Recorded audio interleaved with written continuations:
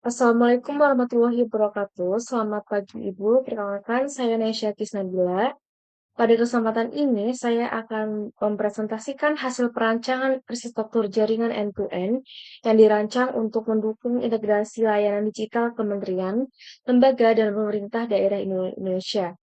Jadi topik ini menjadi sangat penting karena saat ini pemerintah Indonesia sedang berada dalam fase transformasi digital yang cukup masif, terutama dalam mewujudkan sistem pemerintahan yang terintegrasi, responsif, dan berbasis layanan digital.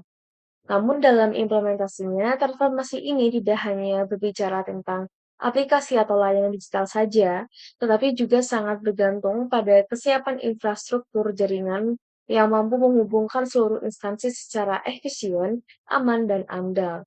Oleh karena itu, untuk memahami konteksnya, kita mulai dari permasalahan utama yang menjadi latar belakang di perancangan ini. Saat ini, salah satu tantangan terbesar dalam digitalisasi pemerintahan adalah masih terjadinya fragmentasi sistem, di mana setiap instansi memiliki sistem yang berjalan sendiri-sendiri tanpa integrasi yang optimal. Selain itu, interoperabilitas antar sistem masih terbatas, sehingga pertukaran data antar lembaga menjadi tidak efisien dan seringkali memerlukan proses manual tambahan. Nah, ditambah lagi, terdapat kesenjangan konektivitas antar wilayah, khususnya antara wilayah perkotaan dan daerah 3T, yang menyebabkan kualitas layanan digital tidak merata. Nah, untuk menjawab permasalahan tersebut, saya merancang arsitektur jaringan end-to-end berbasis 6 lapisan utama, mulai dari akses network hingga manajemen layar. Nah, perancangan ini juga dilengkapi dengan desain quality of service, analisis performa jaringan, serta pemilihan protokol stack yang disesuaikan dengan kebutuhan spesifik pemerintah digital di Indonesia.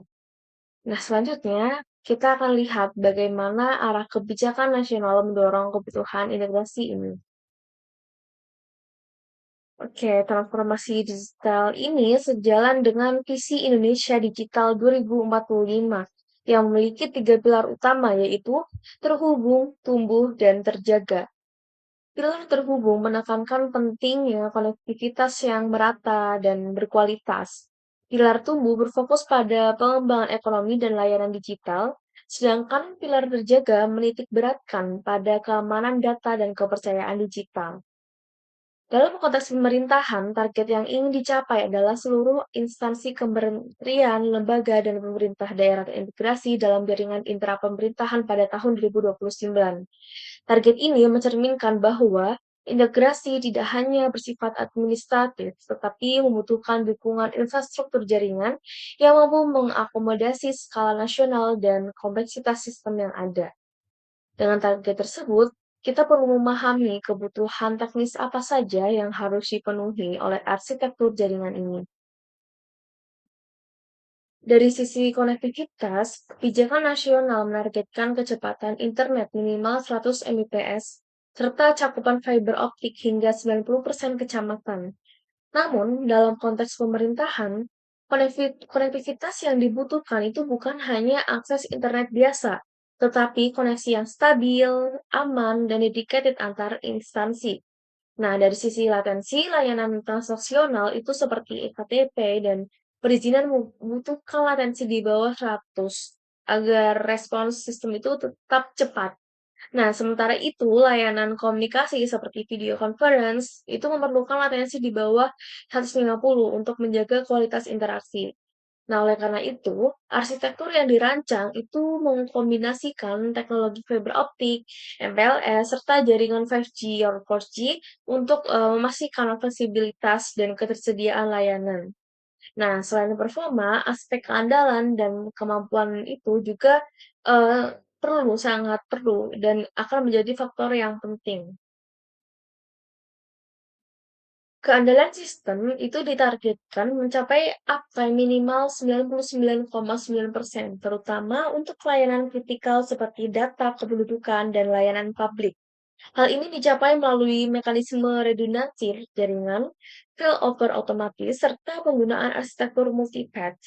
Nah, dari sisi interoperabilitas, digunakan pendekatan IP45 or IP46, dual stack seperti serta API basis REST dan GPRC untuk menghubungkan berbagai sistem legacy. Nah, skalabilitas menjadi penting karena jaringan harus mampu melayani ratusan instansi dan ribuan unit kerja di seluruh Indonesia. Nah, pendekatan yang digunakan itu meliputi hierarchical routing serta teknologi SDN dan NFV untuk memungkinkan ekspansi jaringan tanpa perubahan infrastruktur fisik secara besar-besaran. Nah, setelah memahami kebutuhan tersebut, kita masuk ke desain arsitektur jaringan yang diusulkan. Nah, untuk arsitektur yang dirancang terdiri dari 6 lapisan utama, yaitu akses, aggregation, core, edge or cloud, application, dan manajemen. Jadi setiap lapisan ini memiliki fungsi yang spesifik, namun tetap terintegrasi dalam satu sistem yang utuh. Nah, pendekatan ini digunakan untuk memastikan modularitas sehingga setiap layer itu dapat dikembangkan atau diperbaiki tanpa mempengaruhi keseluruhan sistem. Nah, selain itu, model ini juga mendukung prinsip scalability dan fault isolation, sehingga jika terjadi gangguan, dampaknya itu dapat diminimalisir. Nah, selanjutnya kita bisa melihat implementasi detail pada lapisan jaringan utama. Oke, pada layer akses itu digunakan berbagai teknologi seperti FTTB untuk kantor pusat, 4G or 5G untuk daerah, serta VSAT untuk wilayah terpencil. Jadi setiap koneksi itu dirancang dengan dual home access untuk memastikan ketersediaan layanan. Jadi pada layer agregasi digunakan MPLS di atas jaringan palaparing untuk menghubungkan node-node regional. Jadi mekanisme traffic engineering itu seperti RISC-V PPA itu digunakan untuk mengatur aliran traffic secara optimal. Sedangkan pada core network itu digunakan backbone IP or MPLS dengan topologi full mesh untuk memastikan tidak adanya single point of failure. Jadi selain jaringan, komponen data center dan protokol itu juga memainkan peran yang sangat penting. Nah, untuk detailnya akan dijelaskan pada slide selanjutnya.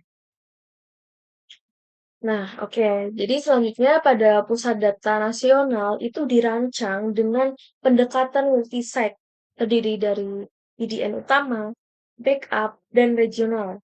Jadi ketiga lokasi ini itu terhubung dengan latensi rendah untuk mendukung replikasi data secara sinkron.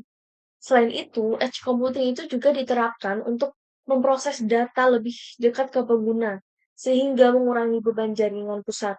Nah, dari sisi protokol digunakan QUIC untuk mobilitas tinggi, gRPC untuk komunikasi internal yang efisien, MQTT untuk IoT, serta NetConf untuk manajemen jaringan.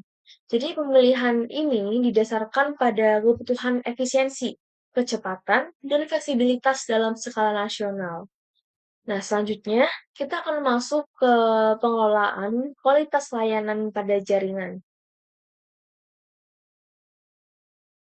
Oke, untuk quality of service itu menggunakan model DuServe untuk mengklasifikasikan traffic berdasarkan prioritas layanan.